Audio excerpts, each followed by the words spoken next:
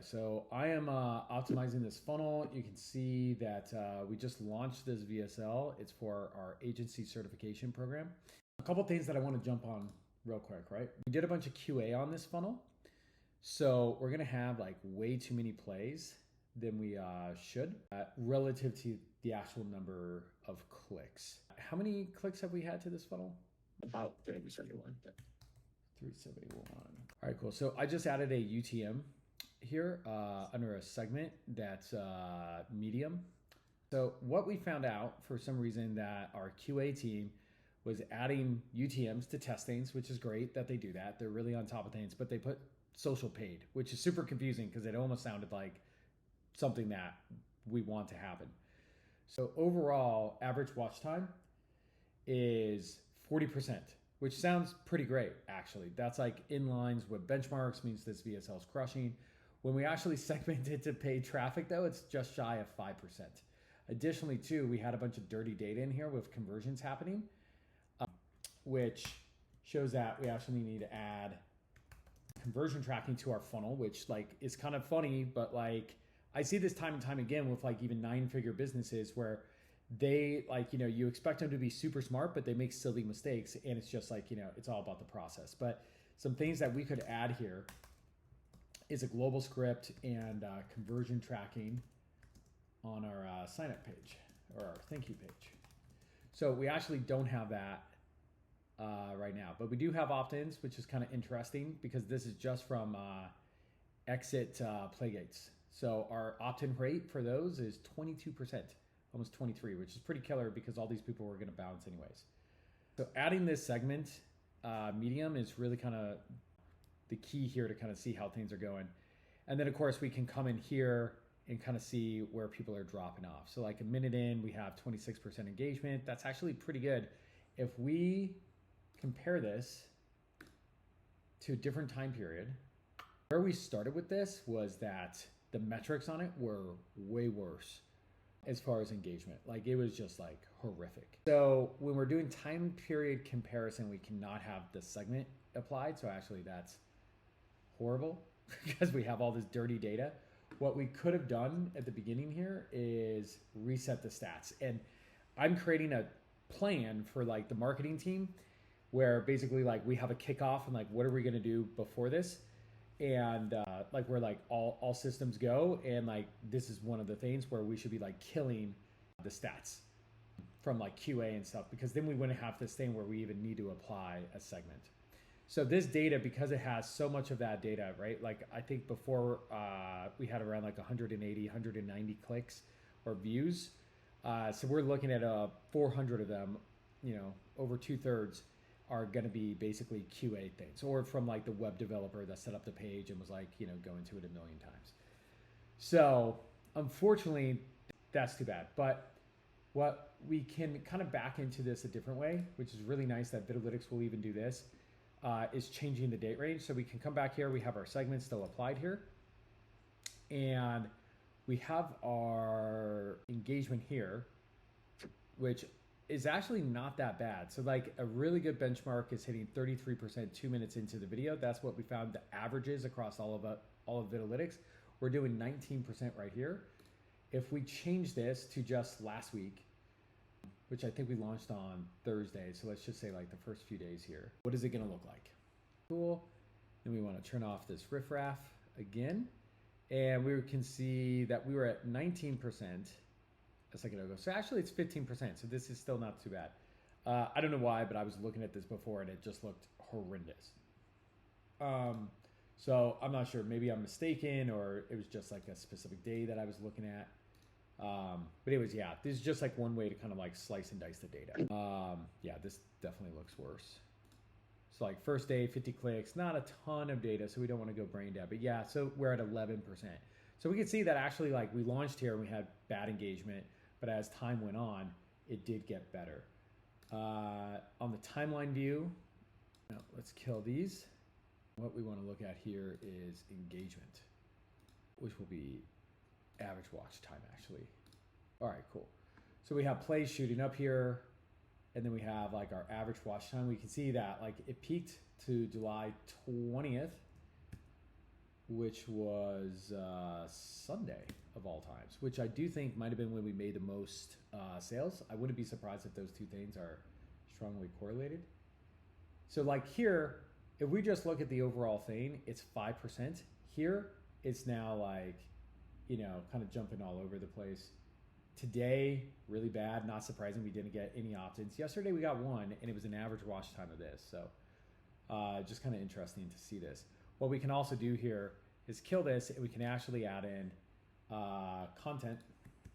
So now, all right, if we kill plays, we can see that like our best performing ad here is, so it's going to be the pink boy here. That is ad copy 3 or ad 3 copy 1, which I can tell you is also our best CTR over on Facebook, is by far this ad. Well, we have another one, but it's much thinner data that we're looking for, which is ad 3 copy 2. So, which is this guy right here. Let's actually add it to the graph. It's this purple. Wow, this purple thing is not, I think we got like 17 clicks on this, right? Or actually what's it tell us, 25. So it's not a ton, but it is like just not engaging in a like meaningful way. Where this other guy, at least look, well, let's look at the average, because this one spiked up a lot. So does this boy, but like looking at these overall, yeah, so ad copy 1 or ad 1 copy 1 is doing the best. Yeah, they're kind of middle of the pack here. So this one actually spiked up a lot, but overall its entire time of engaging with the video is just so. Also very interesting here, this is super interesting. I don't know why this is, but this one, ad 1 copy 1, has 5 opt-ins, a 45% opt-in rate, where, and then this guy here has a 25% 1 opt-in. So yeah.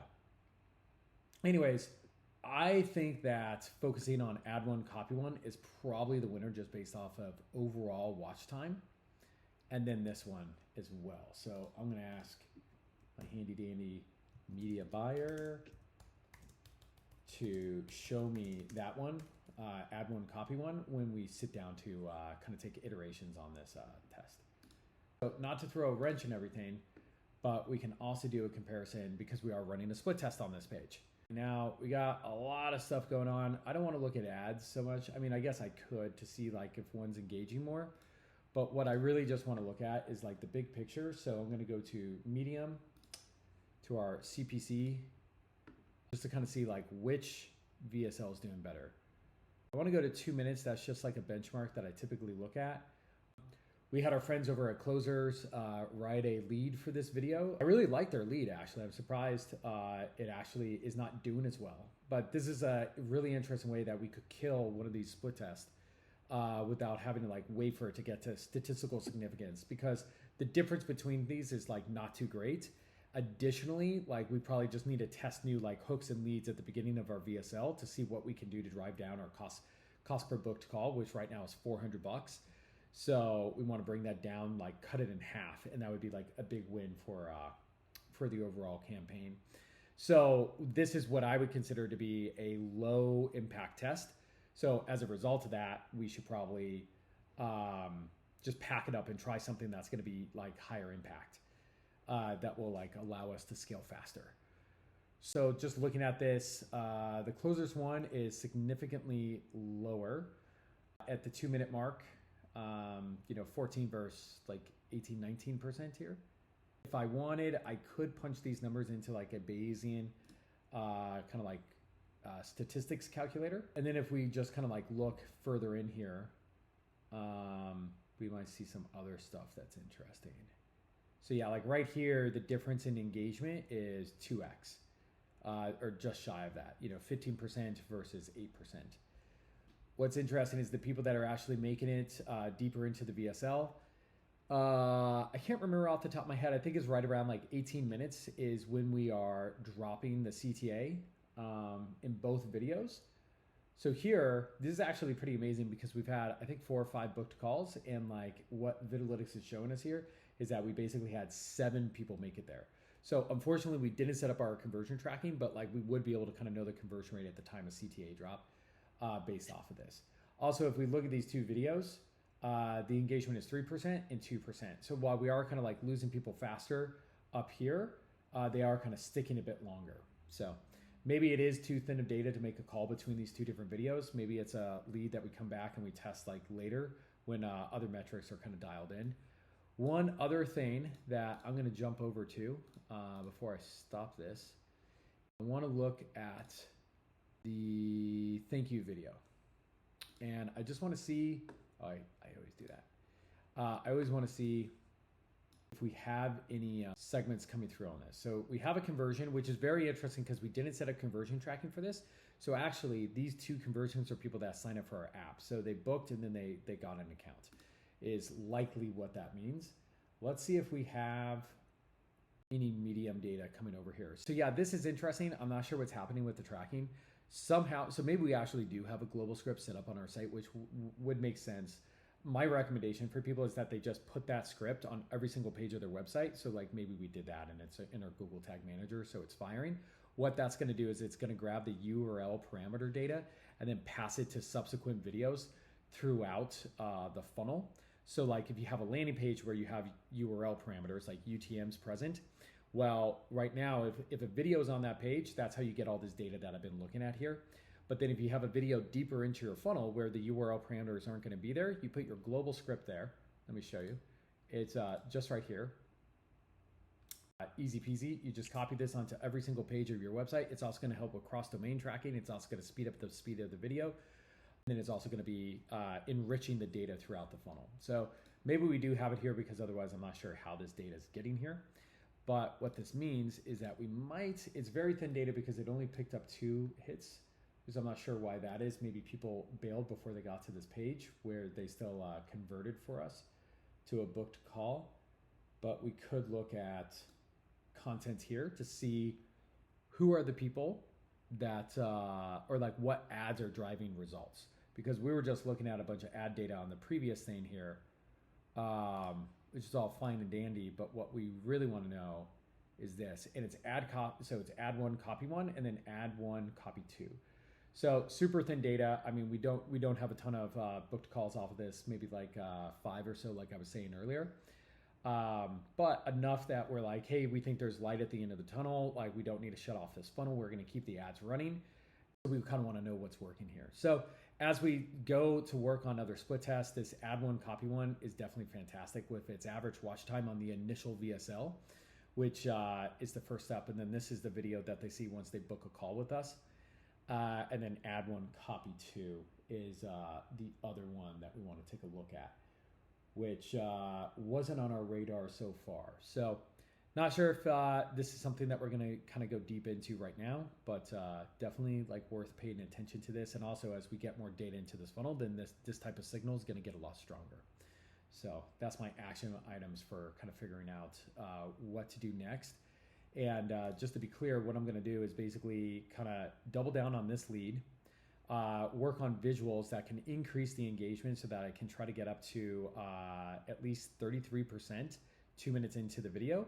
We're also going to use this to optimize the specific ads as far as what we're doing over there on the creative side of things for our media buying. So that is how I go about optimizing a VSL funnel, a video funnel that just launched for Vidalytics with Vidalytics.